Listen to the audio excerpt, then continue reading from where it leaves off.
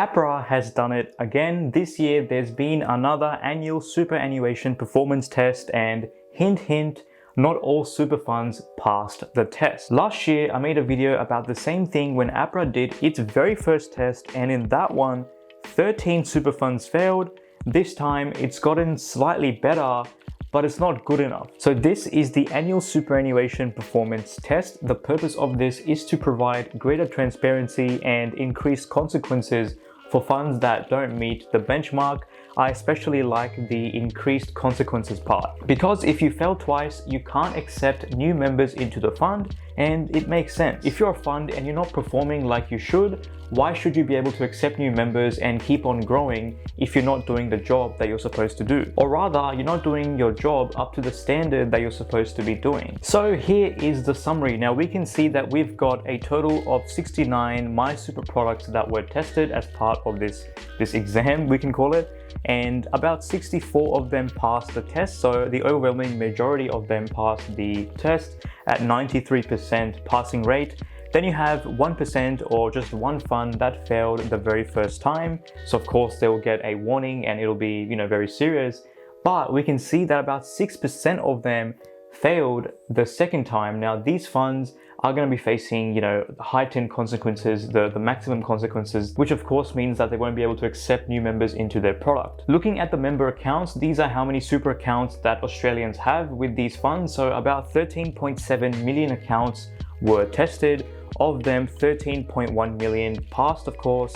Then you have 44,000 accounts that failed the first time, and then the second time failure was almost 560k. So we're talking around 600,000 member accounts, people that have super fund accounts that were in underperforming products. But looking at it in terms of total assets, this is the part that really put it in perspective for me, and it honestly it actually made me a bit angry. So having a look at this, we've got $884 billion in total assets, almost $1 trillion of super fund assets. Of them, about 856 passed, $3.2 billion of money failed, and then 25 billion was a second time fail. So we're talking almost like $30 billion of hard-earned money of regular ordinary Australians that have worked extremely hard to build up their savings. They have their super with such funds that are not even performing, and chances are a lot of these people probably don't even look at their super as much as they should. I feel like a lot of people just leave their super in the background and they don't check it as much as they should, or even research it, because we all think of super as just this thing that's supposed to do its job. But I really hope that people that are in these funds realize that they've got to take action. Comparing it to last year though, last year we had $56 billion in underperforming funds. So this year it's about halved. But it's still not good enough, and this number should certainly be a lot lower than what it is now. Now, if you follow the finance world and you understand investing and you understand the impact that underperformance can have, you would know that this is quite alarming. It's very, very shocking. Small and continuous differences in underperformance can literally add up to hundreds of thousands of dollars by the time you hit retirement age. We'll take a look at an example later on in the video. Now, the thing that really pains me is the fact that most Australians are, generally speaking, they're not very financially savvy, and for them, it can be very hard to see the impact of such minor differences in fees. So I really appreciate what APRA is doing, and the funds that have failed, they will be required to send a mail out to all of their members, letting them know that they have failed and letting them know that they can change and whatnot. So yeah, I think this reform is certainly what is required. Looking at the funds that failed, APRA has posted this on their website. It's kind of like an online name and shame, if you will. Rightly so. But jumping into it, we've got the first time failing product, which is Retirement Wrap, and the MySuper product is the Westpac Group Plan MySuper. This is a smaller super fund only running for the Westpac Group employees. So this failed the first time. Then you have second time failing products, which is the Australian Catholic Superannuation and Retirement Fund, which is part of Lifetime One. Then you have Energy Industries Superannuation Scheme Pool A, and the MySuper product is Balanced. Then you have Retirement Wrap, which is part of BT Super MySuper, which is again related to Westpac because BT is the investment arm of Westpac, kind of. Then you have AMG Super, and the MySuper product is AMG MySuper. So yeah, if you're part of these funds, strongly consider moving. I'm sure you'll get some sort of email, some sort of mail coming through in the next couple of weeks. You may have already gotten it, to look at your options. So what are the consequences? Now, for all failed products, they've got to identify the causes of underperformance and develop and implement a plan to rectify this underperformance.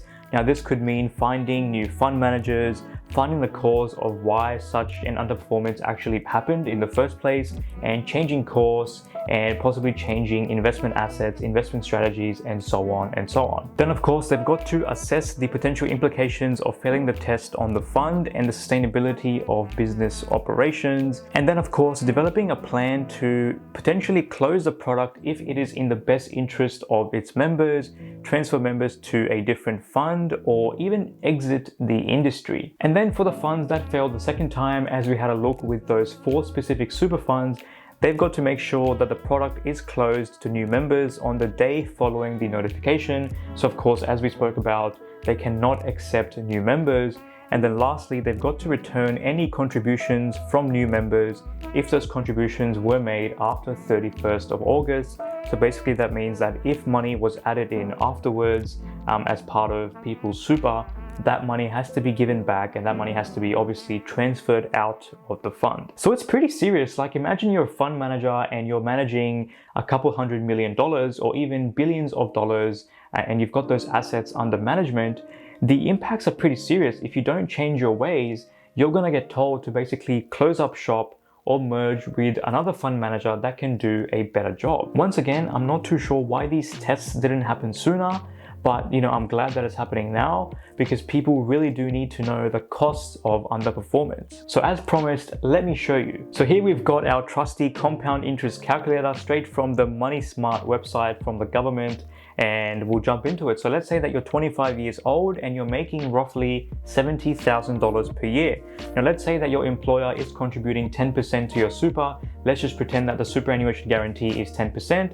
So the regular deposit will be about $7,000 annually, because that's how much you'll get paid per year. Now, let's say for simplicity's sake, you want to retire at 65. So you've got about 40 years of compounding. So in terms of years, we'll put in 40 years. Now, say that your super fund is underperforming and it's returning around 6.5%. For example's sake. So I'll plug in 6.5%, and in terms of returns, by the time you're 65, you will have $1.2 million at retirement. Now, of course, this is a conservative estimate. It does not take into account any pay rises or any changes to the superannuation scheme. It doesn't take into account any additional contributions that you make. So we're just going to play with very simplistic numbers. Now let's say that there is a different super fund that is doing much better and it's returning, say, 7.5% per year. You can see that at 65, you've got almost $1.6 million at retirement, which is a massive $400,000 difference. Once again, for example's sake, let's say that the fund was returning 8% instead of the 6.5 or 7.5, you would be ending up with $1.8 million. That is a 500 grand difference from where we started with. And it's $500,000. It's a lot of money. Now, once again, these percentage differences are very tiny. They're very small, and they, obviously seem pretty insignificant. But in the grand scheme of things, you can really see the impact that, it causes. I mean, $500,000, you can do a lot with that money. Think about what that money could mean for your savings, for your retirement, for your kids, and how this money could really set them up for success. And that money is basically lost to the incompetence of such fund managers. Now imagine for a second, instead of the underperformance being 1.5% that we just looked at, imagine if the underperformance was 2%, even 3%. Just think about what a damper that can put on your returns. So in essence, $500,000 is basically the cost of inaction. It's the cost of being basically lazy and not changing your ways. You won't feel it now, but later on down the track, you really don't want that regret. So really do look into it. Now, if you're one of those 600,000 Australians that are in super funds that are underperforming, I highly recommend checking out my video on how to research and compare super funds. This video right here, this basically goes through multiple methods you can use to compare super funds. basically a step-by-step guide. So go check it out. And guys, thank you for watching. I'll see you in the next one. Bye now.